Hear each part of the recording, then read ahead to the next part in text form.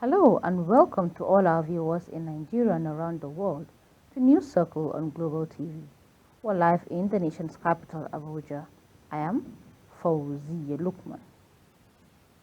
President Bola Ahmed Tinubu has approved the appointment of 3 qualified Nigerians to serve on the management team of the Nigerian Education Loan Fund, NALFund.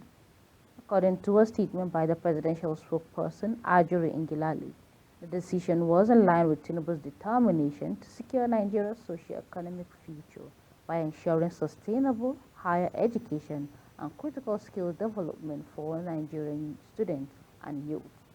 The appointees are Akintunde Sawyer as the pioneer managing director CEO of the fund, while Frederick Oluwafemi Akinfala and Mustafa Iyal are appointed as executive directors, finance and administration and operations respectively. Presidential spokesperson Ajud Ngilali added that with the appointment of the management team, the president expects that the necessary appointees are expeditiously put in place for the effective takeoff of the pivotal fund for immediate and lasting benefit for Nigerian students and families in all parts of the country. Similarly, President Bola Tinubu has approved the appointment of Engineer Uzoma Mwagba as the new Managing Director, Chief Executive Officer, CEO of the Nigerian Consumer Credit Corporation, Credicorp. According to the statement by presidential spokesperson Ajuri Ngilali, the appointment was in accord with President's dedication efforts to ensure financial inclusion and economic prosperity for the majority of Nigerians. Prior to appointment, Ngilali says Engineer Nwaba served as Chief Operating Officer of the Bank of Industry (BIO), in charge of driving microcredit and other financial interventions at the institutions. The federal government, through the National Identity Management Commission, will unveil an enhanced national identity card layered with payment capabilities and social service features. The new card, developed in collaboration with the Central Bank of Nigeria and the Nigerian Interbank Settlement System, will be empowered by Avrico, a national domestic card scheme. The head of corporate communications of NIMSI, Kayode Adegoke, announced this. The Jigawa State Governor Umar Namadi has suspended the Commissioner for Commerce, Aminu Kanta, over alleged misappropriation of Ramadan feeding funds. The suspension, which is in immediate effect, followed the allegation of misappropriation of funds allocated for the Ramadan Iftar feeding program in Babura local government area of the state. This was contained in a statement by the Secretary to the State Government, Bala Ibrahim in Dutse, the state's capital. Kogi State Governor Ahmed Ododo assured improvement in welfare of civil servants in the state. Governor Ododo made this known in a briefing after an interactive session with leaders of the organized labor in the state.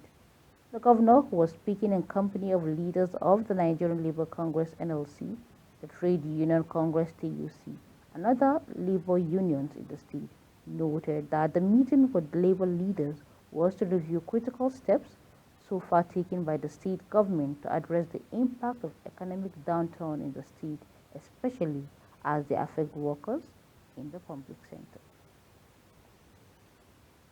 The Economic and Financial Crime Commission (EFCC) has filed the fresh charges, including alleged fraudulent foreign exchange allocation of $2 billion against former Central Bank of Nigeria (CBN) Governor Godwin Emefiele.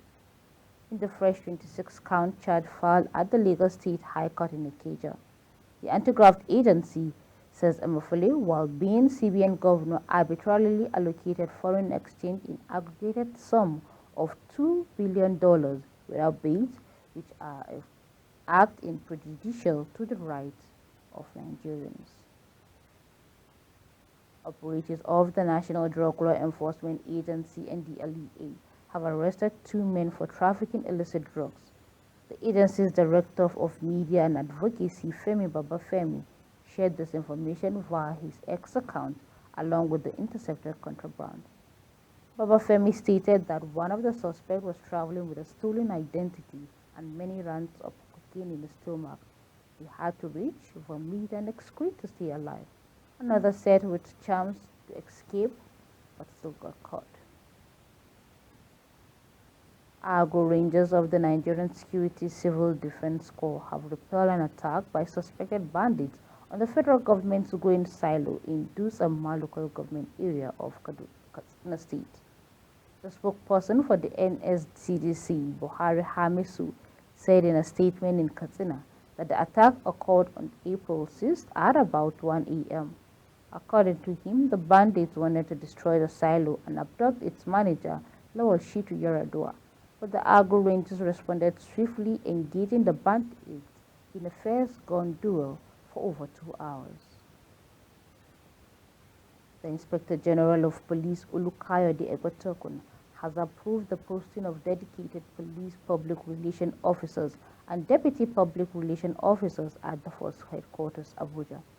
This appointment, the force headquarters says, was meant to strengthen community engagement and strategic communication. This was disclosed by the force public relation officer, Olumoyuwa Adijobi. The Inspector General of Police reiterates his commitment to standardizing and repositioning the force in line with his vision. The Kogi State Police Command has confirmed the release of Chief Imam of Iyara in Ijumu local government area, Sheikh Asim Musa. Musa was said to have been abducted by gunmen on Monday, March 25, 2024, at his residence in Ilupa, Iyara, and headquarters of the Ijumu local government area of the state. The gunmen were said to have arrived at his house, shooting indiscriminately before taking their victim to an unknown destination. The State Police Public Relations Officer, SP Williams, confirms the case. You're watching News Circle, coming to you live from Nigeria's capital, Abuja. We are on StarTime channel 276. Kindly follow us on all social media platforms using @GlobalTVNG and other handles now showing on your screen. When the News Circles returns, after imports uproar, CBN slashes custom foreign exchange by 5.3%. This and other stories continues right after this short break. Please stay with us.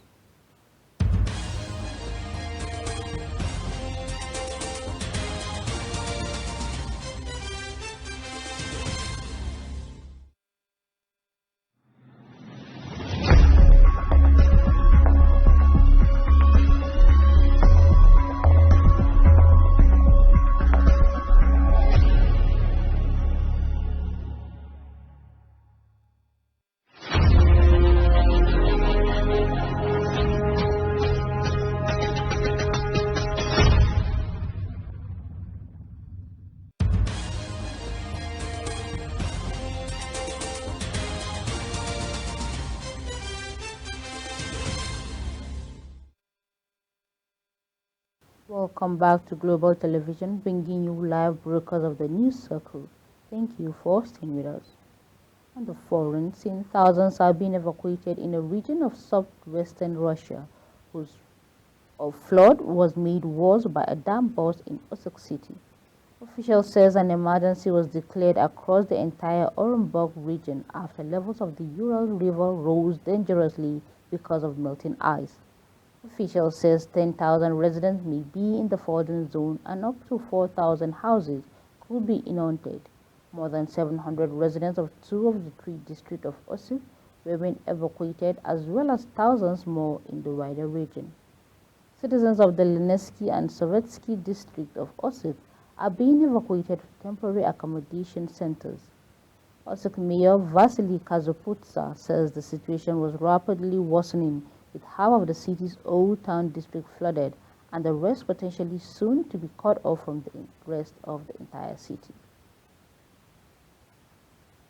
Similarly, Mayor Ihor Torevon says Iranian-made Shahid drones have hit several buildings, including apartment blocks, alongside high-rise buildings, administrative buildings, dormitories, a kindergarten, shop, cafes, and cars were damaged. Attacks on Kharkiv, the closest big city to Russian border, have been intensifying in recent weeks. Ukrainian officials have said the city might be the target of the future Russian offensive. This attack on peaceful residents of Kharkiv once again proved that Russia is a terrorist state. Karakov stated that at least 11 people were injured by the attack in residential Shkevskin district, according to the local prosecutor's office. Let's move to sport, where the Niger Delta Development Commission has promised to support smallholder farmers to grow their operations and become training centers for youths as part of its plans to enhance food security and promote youth employment. The NDDC Executive Director Project, Victor Ante, says this during an inspection visit to some farms in Akwa Ibom State. According to the state issued to Port Harcourt by NDDC Director Corporate Affairs Pius Ugakbatoni. Ante emphasized the commitment of the federal government agency to leverage on the agricultural potential of the Niger Delta region and promote the shift from traditional to mechanized farming methods. The executive director, who was accompanied by the NDDC, the Director of Agriculture and Fisheries, Winifred Madumi, and the Director of Commercial and Industrial Development, Dr. Godwin Nasori, expressed delight at the enthusiasm shown by young farmers in boosting food production. The Socio-Economic Rights and Accountability Project have dragged the Senate President, Godswill Akpabio, to court over the failure to refer the alleged 3.7 trillion budget pardon to appropriate anti-corruption agencies for investigation and prosecution, and to recall Senator Abdul Nengi, who blew the whistle on the allegations. The suit was filed April 5th at the Federal High Court, Abuja, by Serap's lawyers Kolawole Oluwadari, who is also the organization's deputy director, and Adilanke Aremo. The organization added that Akpabio is sued for himself and on behalf of all members of the Nigerian Senate. The Central Bank of Nigeria (CBN) reduced the exchange rate for computing import duty at the nation's seaports by 5.3%. The reduction is coming less than 48 hours after imports and clearing agents operating at the nation's seaport complained that the custom exchange rate rises higher than official foreign exchange market rate of the naira and the US dollars. Custom exchange rate on the Nigerian Trade Hub portal revealed that the exchange rate for cargo clearance have reduced from 1,260 naira 49 kobo to 1,330 naira 36 kobo. The Nigerian Electricity Regulatory Commission (NERC) has slammed a fine of 200 million naira on the Abuja Electricity Distribution PLC (AEDC) over the non-compliance with the supplementary order to the April 2024 multi-year tariff order 2024 for power distribution companies DISCOs. NERC disclosed this enforcement action against AEDC in a letter to its acting managing director, Victor Ojulabi, dated April 5, 2024. According to the letter, AEDC was fined for the flagrant breach of Commission's order for failing to comply with the prescribed customer band classification for tariff billing. The Commission says this decision followed a detailed review and customer feedback, which revealed that AEDC has applied the new tariff of 325 naira per kilowatts to all customer bands, contrary to the order, which was designed to ensure fair billing practices. The Commission also mandated AEDC to reimburse through the provision of the balance of customer tokens that the affected customers would be entitled to receive at an applicable rate, and all token reimbursement shall be issued to the affected customers on or by April 11, 2024. On the entertainment scene, Lagos State Governor Babajide Sanwo-Olu has given out his daughter Modupereoluwa in marriage to her beloved Oladele.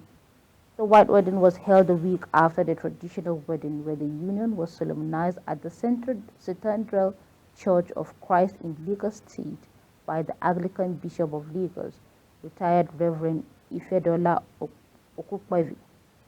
The wedding was attended by dignitaries including Nigeria's First Lady, Senator Remi Tinubu, Governor Godwin Obaseki of Edo State, Senator Hope Uzodinma of Imo State, Dr. Alex Oti of Abia State, Governor Caleb Ofwang of Plateau State, Governor Chukwuma Solodu of Anambra State, and former Lagos State Governor Akinwumo Ambode, amongst others. Lastly, in sport, three-time African Games champion and world record holder in women's 100-meter hurdles, Toby Amusan will begin her Wonder Diamond League session in Miami in April 20th. Amusan has been listed among 12 Olympic gold medalists and 27 world champions who will light up the spectacular Egret Stadium in Miami. The 26-year-old will face three reigning global champions in the spirit of the hurdles. And that's it on News Circle, where it came to you live from the nation's capital, Abuja. We are on StarTime channel 276.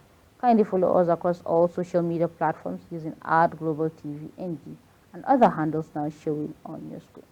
I am Fauziya Lukman. Thank you for watching. See you soon.